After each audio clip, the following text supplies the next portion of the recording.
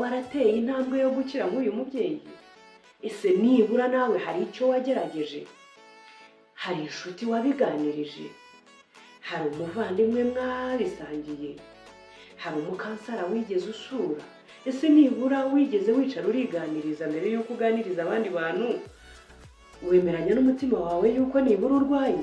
Ubundi mbere yuko ujya gushaka ubuvuzi ubanza no kwemera ko urwaye. Utaremera yuko urwaye ntumenya ko ukeneye umuganga. Nk'uko twabivuze mu kiganiro cy'ubushize, Kristo yaravuze ati njyewe naziye abarwayi ntabwo naziye abazima. Umurwayi ni uba ukeneye umuganga, abazima ntabwo baba bakeneye umuganga. Aho ntiwabura aho ngaho urwaye uzi ngo uri amahoro, uvuga ngo bizijyana, uzi ngo bizikiza nta kibazo. Nagira ngo nkubwire ngo uyu mubyeyi yatunguwe no kubona ikibazo cye kirengeje igihe cyari kimenyerewe, kirengeje igihe cyari cyarateganijwe. Ese nawe wari waba muri situation aho ikibazo cyawe kirenga ibimenyerewe, kirenga ibyo wigeze uteganya? Aho ntiwaba warategereje umwana uzi ngo ugishaka uzahita usama, cyangwa muzahita mubona umwana ukabona ukwezi abiri, umwaka, 2, 3, nawe bikarenga expected time. Wari wabana n'ikibazo kikarenga igihe cyari giteganijwe.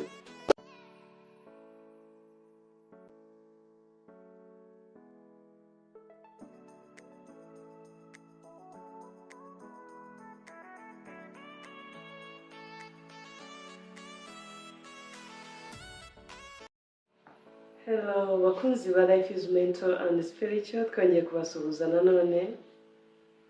Turabakiriye, turabaramukije aho muri hose abumva ururimi rw'ikinyarwanda, haba abari mu gihugu indani n'abari hanze yacyo. Tubifurije kugubwa neza, twongeye guhumuriza buri wese waba udukurikiye ari kubabaye, uhungabanye, wahuye na bya bindi duhora tuvuga bituma ubuzima bwacu bwo mu mutwe butamererwa neza. Turakwihanganishije kandi umwama gukomeza.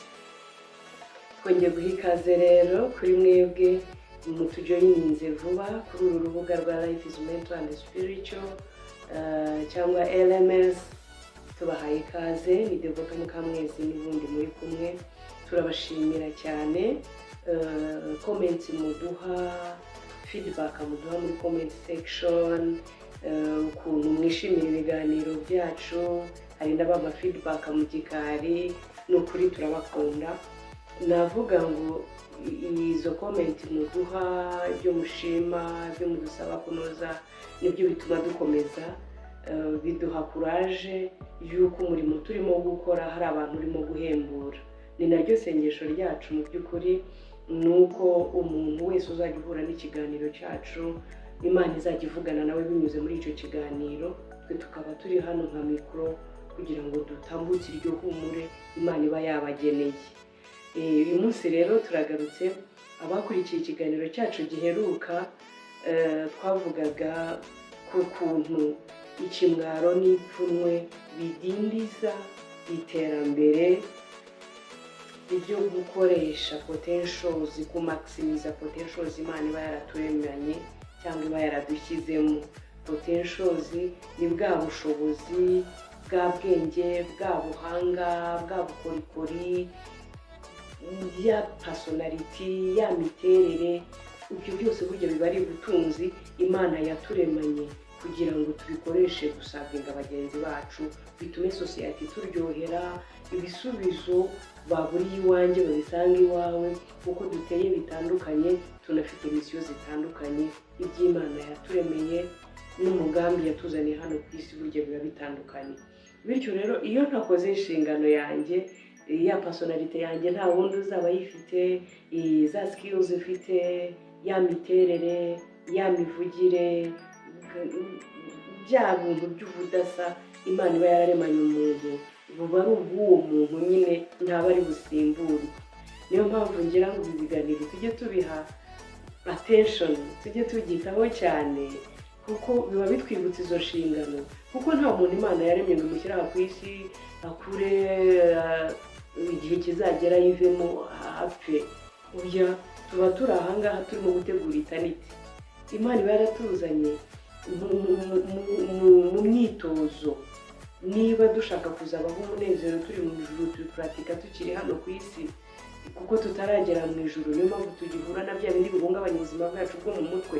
ari nta mpamvu turi aha ngaha nka Life is Mental and Spiritual channel ibereyeho kugitambutsa bene ibyo biganiro, bene izo nyigisho zidufasha kumenya ukuntu tujyanisha ubuzima bwacu n'umugambi Imana yaturemeye, tukamenya noneho na tips zijyanye n'ukuntu ibyo bitubaho iyo bititaweho ngo hagire icyo tubikoraho, bimugaza wa muntu wacu Imana yashyizemo za potentials twahoze tuvuga. Rero umunyemerere dukomezanye n'ubundi, ndabizeza ko n'ubundi iki kiganiro muraza kugikunda. Uyu munsi tugiye kuganira noneho ku coming from behind cyangwa living an invisible life, hamwe na bya bindi bidukomeretsa na bya bindi bitubaho bikadusigira kwitinya, bigasiga bimugaje self esteem yacu, bigasiga biduhinduriye ishusho y'ukuntu tubona ubuzima ndetse natwe ukuntu twibona. Ibyo iyo nta kibikozweho ni hahandi za potentials zacu cyangwa bwa bumenyi n'ubushobozi n'ibintu Imana yaturemeye gukora tunanirwa kubikoresha. Kandi iyo tunaniwe kubikoresha ni nkaho umugambi w'Imana kuri twebwe uba upfuye ubusa, tuba dusa nkaho tubayeho ubuzima budafite intego. Kandi mu by'ukuri umugambi w'Imana yari ifite intego tuzana hano.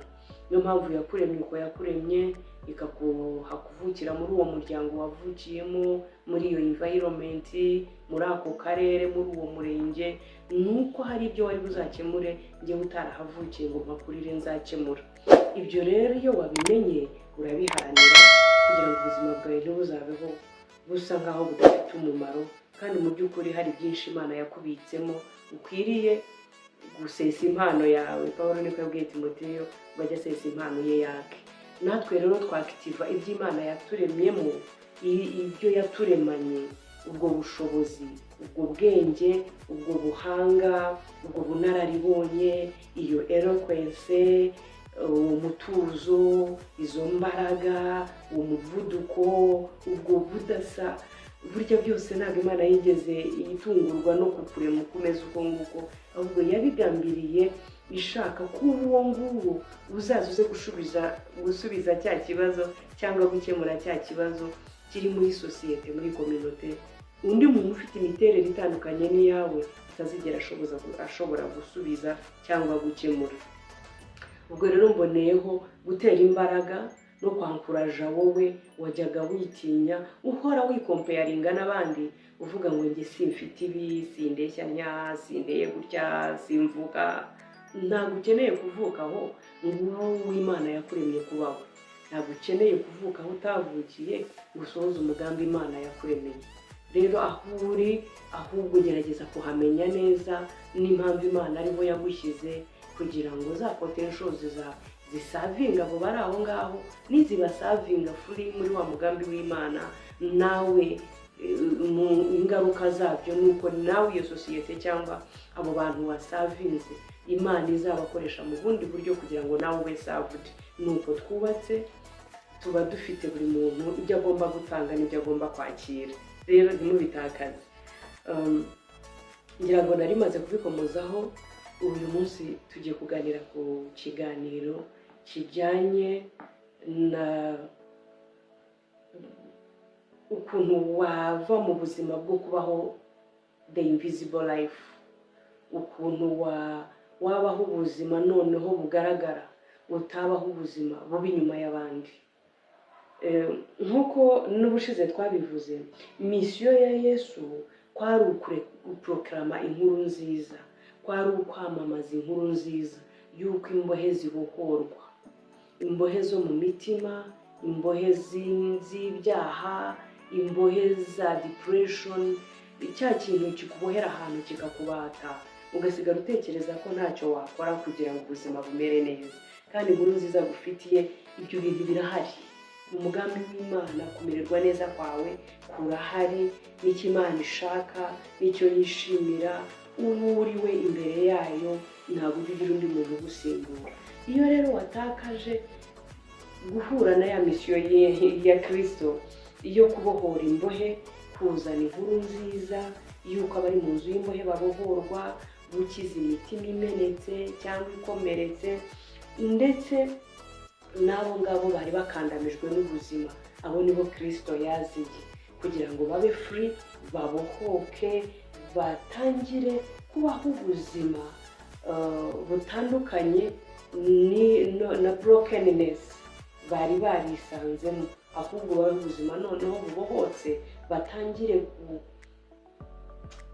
gusohoza wa mugambi Imana yabaremanye. Rero muri iyo brokenness cyangwa Imana yaje kubatura no kubohora, harimo n'abari desperate, babangamiwe no kubaho ubuzima bw'icyaha. Nagira ngo nkubwire nawe nguhumurize, we wari ukibaswe n'icyaha runaka kigatuma ugenda wubitse umutwe, ugenda na bwa bwoba buvanzemo n'ipfunwe. Twavuze mu kiganiro cyacu cy'ubushize kuko icyaha gitera ipfunwe pe.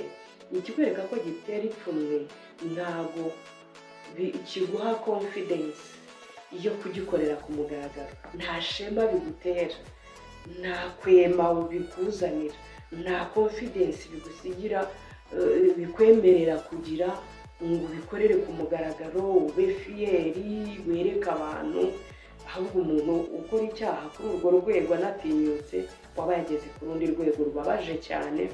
Naho ubundi mu buzima umuntu ntabwo yaremwe kwinjoyinga ibyaha. Niyo mpamvu biza nk'umugambi wa Satani, bikadutungura, bikaduca muri humye, bikadukoresha ibintu tutafashe umwanya wo gutekerezaho. Akaba ariyo mpamvu usanga abantu bahora mu kwicuza, muri regrets.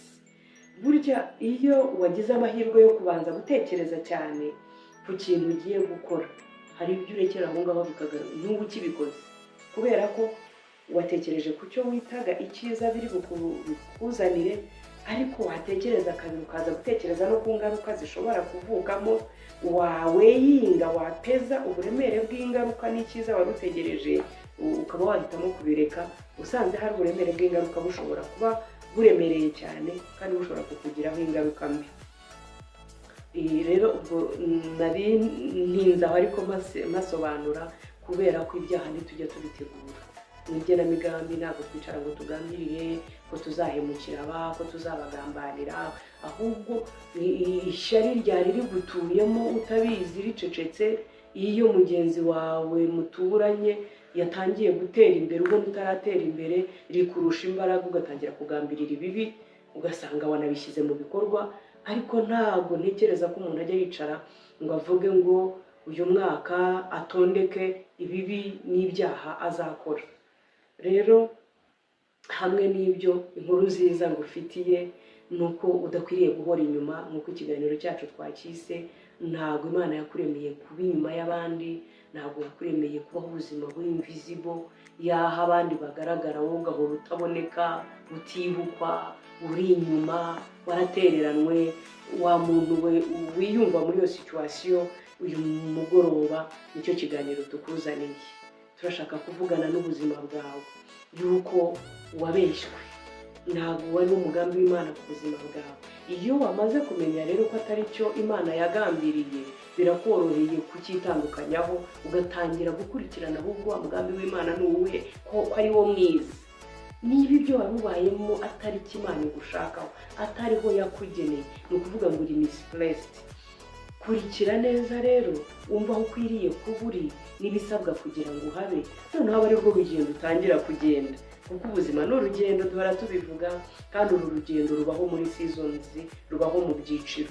Niyo mpamvu uyu munsi wisanga uguwe neza, uririmba unezerewe, mu gitondo hakazinduka impamvu wenda bakubikira, hari uvuye kuri accident cyangwa ari wowe, hari ikirwara cyatumye unanirwa no kubyuka mu buriri, ibyari bitwenge bikaba bibaye amarira. Nuko mu buzima buhora butuzanira ibintu bitategujwe, tutigeze duteganya, akaba aribwo tuba shocked, ubuzima bwacu bwo mu mutwe bugahungabana, tugakenera bakansara. Ibi tuzabona tubivuga yuko umuti wa mbere ku bibazo bihungabanya ubuzima bwacu bwo mu mutwe ni ukugira umuntu biganirira. iyo ubibitse ntubisohore bihinduka ubumara, bihinduka indurwe, biragusharirira, kandi iyo bigwiriye umushahara ukagwira nawe ukaba mwinshi, usigara uvubura indurwe, abakuzengurutse nawe ukabasharirira. Rero birihutirwa gutyo, nkunda kuvuga ko byihutirwa. Ndibuka mu biganiro byatambutse umuntu umwe niwe wigeze kumbaza atari ku bundi ni ryari umuntu yamenya ko byabaye byinshi cyane akeneye kujya gushaka mukasara, bigenda bite ngo ni ryari umuntu amenya ko akeneye kansara, ese waba ukibabara umutwe, waba ukitsamura, byaba bikikubaho ako kanya ugahita wiruka, bigenda gute? Bimwe mu nama tujya dutanga tugereranya buri gihe n'ubuzima bw'indwara zo ku mubiri. Ntago waba wagize accident ngo ureke kujya kwipfukisha igisebe, uvuge ngo ntago imisonga iraba myinshi, utegereze ko hazamo infection hakazamo amashyira ngo ubone kujya kwivuza. Buri gihe iyo wamenye ko urwaye, inama dutanga nuko wivuza hakiri kare. Nk'uko duhora tubivuga rero, ubuzima bwacu bwo mu mutwe bwo burwazwa n'ibitubaho, inkuru twakira, ibidushyikira nk'uko bitunguranye twavuze. Ibyo ngibyo rero iyo ubibitse n'ijyanye n'ibigwizindurwe, kubisohora niwo muti wa mbere, ni nk'aho ariyo first aid twakubwira, kugira ngo wirinde ko bizavukamo indwara yo mu mutwe. Kuko iyo bitinze birenga ihungabana bikaba uburwayi. Aho ngaho za terapi z'ibanze zishobora kukurinda yaba infection twari tuvuze, uba warakerewe zitakigufashije, ugatangira gushaka uburyo noneho bwo kubaho ufata n'imiti, kuko ubuzima bwo mu mutwe bwarenze ihungabana bwarwaye. Rero twagira ngo tubasabe ni ukuri rivugabutumwa muryumve cyane, niko kurishyigikira kuri twebwe. Umuntu ari kwize n'ahandi ntago bigiteye isoni. Ahantu igihugu cyacu kigeze mu iterambere ry'ibindi byinshi, birababaje kuba abantu bananirwa kugera kuri rya terambere Imana yaduhaye n'ubuyobozi bwacu budukangurira buri munsi, kubera yuko twananiwe kujera cyangwa kwita ku buzima bwacu bwo mu mutwe. Rero twihuse, uyu munsi hamwe n'icyo kiganiro turashaka ko turebera hamwe ijambo ry'Imana riboneka muri Luka. Turaza kugenda duparaphrasing, ntabwo turi butinde cyane.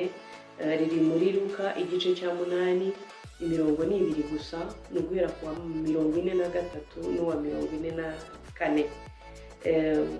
Aha rero reka tubanze tubinjizemo, hanyuma uko turi bugendane muri iryo jambo muraza kugenda mwumva neza aho izi ngero zose n'ibiganiro twagiye cyangwa ibyo twagiye tunyuzamo aho byaturutse. Ahangaha ni inkuru izwi cyane ku bantu basoma Bibiliya, ariko ushobora kuba wajya kuyumva mu yindi context. Turagira ngo tuyikuzanire noneho muri context yakurinda ihungabana, ikanakurinda kugera kuri ya niveau yaho wazajya uhora wihisha, uba inyuma y'abandi, uri invisible, utagaragara, warabaye invisible. Reka tugendane.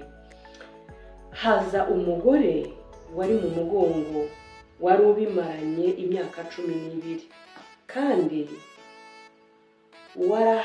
umugore wari warahaye abavuzi ibintu bye byose, nyamara ntihagira n'umwe ubasha kumuvura. Murongo wa 44. Nuko amuturuka inyuma, akora ku nshunda z'umwenda we, uwo mwanya amaraso arakama. Muri context rero ya mental health cyangwa n'isanamitima, cyangwa muri context y'umuco uyu mudamu yaturukagamo, cyaraziraga kuba muri ibi bihe umuntu yari yageraga aho abandi bari. Yari tabu muri community, muri societe. Wagombaga kwiheza kugeza igihe uzagerera muri yindi season ukabona kuza aho abantu bari, naho ubundi cyabaga ari ikizira. Kuri we rero ikibazo cye cyararenze, birenga normal situation imenyerewe, bifata imyaka 12, asanga byabaye indwara, ntabwo bikiri normal. ngo atangira gutanga ibyo yari afite byose ashaka abavuzi, ngo ariko arabitanga ariko abura umuvura. Igihe rero kiragera yumva inkuru ya Yesu. Twirinze kubajyana mu nkuru yose, turimajina cyangwa turatekereza ko abenshi mudukurikira mushobora kuba namwe mwarahisomeye muzi ukuntu bitangira n'ukuntu bisoza. Ikintu twashakaga kugira ngo tuganireho uyu mugoroba kuri twifashishije urugero rw'uyu mubyeyi, nuko we yageze aho nyuma yo gutanga ibyo yari afite, nyuma yo guhabwa akato na sosiyete, nyuma yaho n'umuryango we wari usigaye urushye, ibyo bafite barabyigomwe, nta n'undi muntu tubona mu muryango we, turamubona nka we arwaniye intambara, yigomwe ibyo afite, ashaka gukira, agenda ajya kumuvuza umwe bamurangira uwundi, ngo ageraho ibintu bimushiraho, ariko agerageza gukira. Ntararenga hanagira ngo musabe, wowe bya bindi bigutera ipfunwe, biguheza mu gikari, bituma utagera aho abandi bari, ujya guseka ukifata ku munwa nkaho ukoze icyaha, usa nkaho kizira wowe ko waseka, waba warateye intambwe yo gukira nk'uyu mubyeyi? Ese nibura nawe hari icyo wagerageje? Hari inshuti wabiganirije? Hari umuvandimwe mwabisangiye? Hari umukansara wigeze usura? Ese nibura wigeze wicara uriganiriza mbere y'uko uganiriza abandi bantu? Wemeranya n'umutima wawe yuko nibura urwaye? Ubundi mbere y'uko ujya gushaka ubuvuzi ubanza no kwemera ko urwaye. Utaremera yuko urwaye ntumenya ko ukeneye umuganga. Nk'uko twabivuze mu kiganiro cy'ubushize, Kristo yaravuze ati njyewe naziye abarwayi ntabwo naziye abazima. Umurwayi ni we uba ukeneye umuganga, abazima ntabwo baba bakeneye umuganga. Aho ntiwabura aho ngaho urwaye uzi ngo uri amahoro, uvuga ngo bizijyana, uzi ngo bizikiza, uvuga ngo nta kibazo. Nagira ngo nkubwire ngo uyu mubyeyi yatunguwe no kubona ikibazo cye kirengeje igihe cyari kimenyerewe, kirengeje igihe cyari cyarateganijwe. Ese nawe wari waba muri situation aho ikibazo cyawe kirenga ibimenyerewe, kirenga ibyo wigeze uteganya? Aho ntiwaba warategereje umwana uzi ngo ugishaka uzahita usama, cyangwa muzahita mubona umwana ukabona ukwezi, abiri, umwaka, 2, 3, nawe bikarenga expected time wari wabana n'ikibazo, kikarenga igihe cyari giteganijwe. Ufitiye inkuru nziza uri muri iyo situation. Imana iragukunda, ahubwo ukeneye kumenya aya makuru. Ndagira ngo nawe utangire uru rugendo rwo gukira, hamwe no gusenga niba wowe ukibishobora. Ahangaha mbanze nisegure, ikibazo iyo gishyize kera, gucika intege kuraza, ubwoba bukagutaha, gusenga bikakunanira. Hamwe rero no kubiganiriza abantu n'abagusengera ubu bakeneye. Hari n'igihe umuntu atagusengera gusa, akanakwinkarejinga, akakongera ijambo riguhembura, akakurangira ahandi ushobora kwivuriza. Nk'uko twabivuze, hamwe no kuganiriza abantu babizerwa, akangaka mu gace w'umurongo ntabwo tuganirira ababonetse bose, kuko abantu bose ntibazi kubika ibanga. Ari nayo mpamvu dukangurira abatwumva. Ndashima Imana ko abenshi bamaze kubyumva yuko bikwiriye yuko mu rwego rwo kwirinda ingaruka z'uko sitore yawe uzayisangiza umuntu ugasanga yakumeneye ibanga, ni byiza ko twitoza kujya kwa professional counselors batojwe kubika ibanga kinyamwuga, hanyuma tukaruhura imitima yacu, tugahabwa umurongo ngenderwaho wo gutangira urugendo rwacu rwo gukira, tudategereje za infection, tudategereje kurwara mu mutwe ngo dutangire kubaho ubuzima bwo kunywa imiti. Umurongo rero wa 44 ahangaha ndagira ngo mukurikire cyane. Nuko ubwo tuvuye ko yivuje, yaspendinze ubutunzi bwe, yaspendinze igihe cye, urumva yashakishije gukira. Hanyuma ngo amaze kumara ibyo yari afite abimariye ku bavuzi, aza kumva inkuru ya Yesu. Ngo arangije aragenda yirengagiza ko kizira kujya mu bantu ameze kuri, yirengagiza bamwinuka, yikuramo ibyo bari buvuge. Aravuga ati yaba namubonaga, icyampa nkamukoraho, iyaba nabyigaga aba bantu nkamubona, iyo nkora ku nshunda z'umwenda we, sinkeneye ko andeba mu maso, ariko icyamunyegereza, uwampa ayo mahirwe, uwankingurira uyu muryango, icyampa nkahura n'uwo Yesu. Kuko abantu ndabagerageje ariko nananiwe gukira, ibyo nari mfite birashize, inshuti narazibwiye, umuryango warananiwe, mpindutse ikibazo kuri sosiyete na famiye. Ubwo Yesu uwo numvise ko akora ibyo abandi bananiwe, ndashaka aho ari mpaka mugereho. Umudamu ngo yiroha mu kivunge cy'abantu benshi bari baje kureba Yesu, bari aho Yesu ari. Aravuga ati ntabwo nitaye ku bamvuga, ikibazo cyanjye kirambabaza kurusha amagambo nzumva hanze. Iyaba namubonaga akanyiza, abazavuga bazabona indi story itandukanye niyo bamvuga uyu munsi. Nagira ngo tukiri aho ngaho nawe mubwire ngo ukeneye kuri introduce uri uyu munsi, ugahindura identity yawe, nubwo muri wa muntu uturuka inyuma. Reka tutararenga aha ngaha, ariko banzana nihuse sinahasoma. Nuko amuturuka inyuma akora ku nshunda z'umwenda we, basubiyemo kabiri, uwo mwanya amaraso arakama. Uyu munsi wowe gashobora kuba ari agahinda ukeneye ko gakama. Uyu munsi wowe ukeneye kuba ari intimba kwikama mu mutima wawe. Nakubwiraga inkuru nziza ko nawe Yesu yakugendereye. Wari uzi ko Yesu ari uko asura abantu? Ntabwo Yesu azaza n'amaguru, ahubwo niba hari waraheze mu buriri, intimba ituma uhora wihisha abantu, waragiye mu kato uri isolated, nawe ufite ikibazo gituma utemererwa kujya muri sosiyete, inkuru nziza ngufitiye nuko hageze ko nawe utinyuka ukava inyuma. Uyu mudamu cyatumye aturuka inyuma rega harimo ibintu byinshi. Nawe ipfunwe ryari ryaranamwishe, Karica yari yaramubwiye ko bene abo bantu bataza muri public. Buriya ya breaking the routine, ya breaking the record, kuko yashakaga gukira. Ni ibiki byari biguholding the back? Ni ibiki wavugaga ngo bazamvuga ngo iki, bazabyumva bati, bazamvuga iki? Ibyo bakuvuga ntaho bihuriye n'uko uhuye na Yesu yakuruhura. Yesu nakuruhura azabaha ibishyashya bavuga bitandukanye n'ibyari bikubihiye, ahubwo ihute nawe byigana. Ese wewe wabyiganye kangahe? Icyo kikuremereye, kikuraza utaka, kigutuma uniha, gihora utuma witsa umutima, wiruhutse, uhumeka nabi, ubura ibitotsi, ubura apeti, ukatika, cyangwa urya birenze urugero, nawe wabyigana. Ufitiye inkuru nziza, Yesu iyo bamubyiganye araboneka. Imana ishimwe cyane. Nawe ndagusaba ngo ubyigane. Uyu mudamu nubwo yari invisible, ariko she chose to come from behind. Kuko nawe ipfunwe ritamuhaga kwema ngo azi imbere yemwe. Burya rega kugenda twemye biterwa na situation turimo. Burya Imana iba yaguhaye ubuntu, iba yaguhaye confidence, iba yaguhaye gucya ku maso, iba yakumaza ubwoba, iba yagutinyuye ukaza imbere y'abandi nawe utambukana umucyo majestically, bumva bakureba bafite impamvu yo kukureba.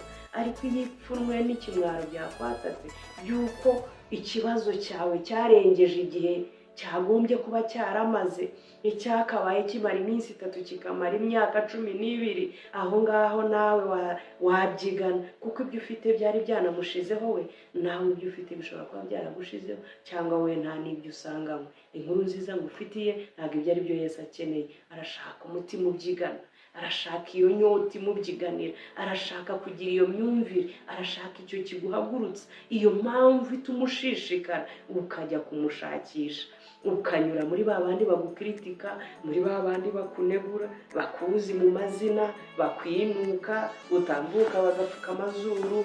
Ariko niba ushaka Yesu, inkuru nziza ngufitiye ateza amaboko, arashaka kugukiza. Nawe arifuza ko waza. Uzi ikintu cyabaye tugana ku musozo?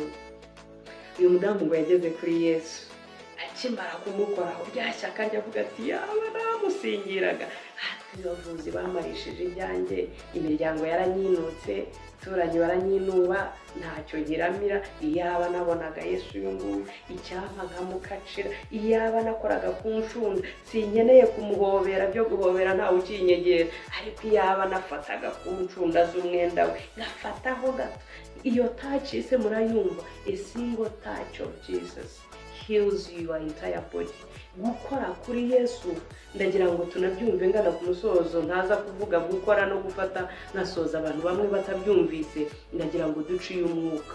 Gukora kuri Yesu no ku ncunda ze ni ya determination yo mu mutima yo guhindura ibyo warubayemo ugahitamo gukizwa no kumaramaza. Nkuko tubizi neza mu biganiro dukunda kugenda tubigarukaho, iyo ihungabana cyangwa ikizina nk'icyo cyangwa icyago nk'icyo kigutinzeho, ntugire uburyo buri positive ubyitwaramo, uhinduka bita. Iyo uhindutse bita urasharirirwa, bitterness ni nk'umushari. Wa mushari rero ubuhindura mubi, ntubugiseka, ubukiganira, ubushihurana, ubutukana, ububihiwe, ubucirana, uburwana, uba wangiza. Muzabona inshuro nyinshi, sorry to give this example, Imana ishimwe ko yaduhaye ubuvuzi, ariko mu minsi abantu bagize ibyago byo kwandura sida itarabonerwa n'uburyo bwo gutreatinga abantu no kubafasha, hari ababaga bita kuko babaga bazi ko bagiye gupfa. Noneho iyo bitterness igatuma bagambirira kwangiza abandi no kubanduza. Rero ubwo wenda nubwo ntanze urugero rukomeye gutyo, nuko kwanduza abantu batanduza sida gusa. Umuntu ashobora kukwanduza aguharabika, umuntu ashobora kukwanduza aguteranya n'umukoresha kwirukanisha ku kazi, umuntu kubera ya bitterness yo kuba yarabihiwe nta cyiza gitegereje, yumva we yakiriye ibibi gusa, yarabaye mara nka kwa kundi Naomi yavuze ati yego yavuze ati muranyitira iki Naomi ko nabaye mara, ko nashaririwe. Rero uwo muntu watinze mu bisharira ahita ahinduka umushara, akavubura umushari, bigatuma rero agira ibigeso bibi. Iyo rero ujya gukora kuri Yesu ibyo bigeso urabireka. Ngana ku musozo hana iyo nasoreza yari kuba mbapfunyikiye kandi simbikunda. Gukora kuri Yesu ni umutima umukoraho, ntabwo ari ukumukoraho. Bibiliya irabyerabora nkaho yabyiganya akamukoraho n'intoki, ariko this is about heart touch. Ni umutima wawe ukora kuri Yesu, ukagera ya attitude ivuga ngo Kristo ndarushye, ibyaha mbigenzemo, inshuti ndazigerageje, abavuzi ndabagerageje, ndumva ndushye ndagushaka, icyama nkakubona. Iyo nyota yo gushaka Yesu niyo mudamu yagize. Kumukoraho rero ni umutima we wari wamaramaje, avuga ati noneho ndashaka kubohoka, Yesu nyemerera nanjye, dore abandi barampunze baranyinuka, ariko wowe nyemerera unyegere. Mutima wanjye nusabana n'uwawe ndabohoka, baranga mutima yanjye niyumva ijwi ryawe arahumurizwa, ndumva ashaka noneho wowe icyampa nkakubona. Rero imitima yacu niyikorana n'umwuka wa Kristo, niyikora kuri Yesu, niyimukoraho. Imana iyo ubonye iryo shyaka rikubiramo, iyo ubonye iyo nyota, iyo irebye wahagira, nk'uko muri Zaburi babivuga ko imparakazi yahagizwa n'amazi mu butayu, nawe ukagira iyo nyota yo gushaka Kristo. Iyo nyota igusunikira kumushaka, igusunikira noneho kujya mu rusengero, igusunikira kujya mu materaniro, mu gihe depression yari yaragukunjakunjiye mu mashuka utagishaka no gucana amatara, ariko noneho ukagambira ukavuga utuburira igihe kwisunika mbuvemo. Aha hantu nari ntinze ndashaka guhinduraho, ndashaka gufata kuri Yesu, ndashaka noneho kumwumva, reka nawe mugerageze ibindi byarananiye. Uko niko gufata kuri Yesu. Ndahatinze ariko mba numva nanahatinda cyane. Nuko bakora kuri Yesu. Iyo ukoze kuri Yesu ntabwo usigara uko wariri, ntusigara uko waruri cyangwa uko wari umeze. Ahindura ibihe byawe, akakuremera season itandukanye, kuko kumukoraho ntabwo usigara uko wari umeze. Rero nshuti zacu, Imana ibaha umugisha. Ndabinginze niba wari ufite ibintu biguheranye, ukaba wari ufite ibihe bigutsikamiye, nawe rwana nk'uyu mudamu, uva inyuma nawe yariyaranje aturuka inyuma, kuko ipfunwe n'ikimwaro no kumuhunga no kumwigizayo ibyari bumwemerere kuza yemye ngo aturuke imbere, n'abantu babaga bamugaragiye bamushagaye yarihishaga, bari bumutere n'amabuye. Murabizi ko hari uwo bigeze batera amabuye, aho ni ikindi kiganiro tuzakora ubutaha. Rero bo bari bafite n'amategeko akomeye ya Mose ajyanye n'ibyaha, uko ibihano bahanishwa. Kuri iyi nshuro rero abari bafite kiriya kibazo baraziraga kuza muri public community, ntabwo bari bemerewe. Rero nawe ikibazo ufite niba kitaragera ku rwego urenga criticisms ngo ushake Yesu nawe umukore w'umucudike, birashoboka yuko uzatinda gukira, kandi Yesu akuramburiye amaboko yaragutegereje. Inkuru nziza nari ngufitiye, Imana iramukunda naho uri aho ngaho inyuma y'abandi, hahandi ubwoba bwagukunjiye ukagenda uhitamye kubera yuko wumva udakwiriye. Ntabwo ari wo mugambi Imana ku buzima bwawe. Imana iragukunda cyane, ishaka kugutakaza kubera inferiority complex. Nawe zamuka, nawe maramaza, va muri ka gahinda, va muri bwa bwoba, va mu bikwiintimida, tambuka umara amaze gukora kuri Yesu, nawe ugambirire nk'uko uyu mubyeyi yagambiriye. Amaraso ngo yahise ahagararira, kuko Imana ireba attitude, Imana ireba the intent of the heart, ireba kugambirira ko mu mutima. Iyo ibonye uje uyishaka ugatera intambwe imwe uyegera, itera 99 igusanga. Imana ibahe umugisha, turabakunda. Shalom shalom.